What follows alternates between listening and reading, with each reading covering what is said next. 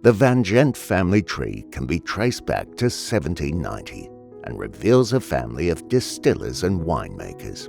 It was Johannes Hermanus van Gent, 1817 to 1859, shipowner, merchant, distiller of spirits, member of the Municipal Council, Chamber of Commerce, and world traveller, who influenced a long line of Van Gents.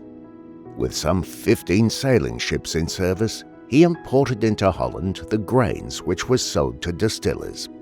He died on the way back from the Holy Land and was buried in Schiedam, Holland in 1859. 80 years later, Pieter was born in Doetinchem, Holland.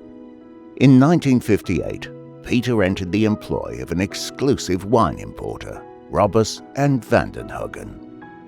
One of the owner's sons was the Cellar Master, who was conscripted into the army, enabling Pieter to assume his position. It was mainly work with French wines from the top chateaus that were imported in bulk and then aged in casks in the underground cellars. The wines were blended where necessary and bottled.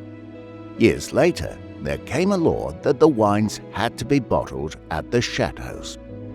During his employment, Pieter studied and gained a diploma of professional skill for retail in strong alcohol, weak alcohol, and alcohol-free drinks, as well as learning about all types of wine in France, such as Bordeaux, Bourgogne, Alsace, Sauternes, Champagne, German Rhines, Spanish Sherries, Portuguese Ports, Italian red wines, and Hungarian Tokays. In 1959, Pieter attended the wedding of his cousin Jacques van Gent in Schiedam. Jacques' brother, Hans, was living in Australia, and it was Jacques who said to Pieter, "Why don't you go to Australia? There is wine there." 4 months later, Pieter arrived in Australia.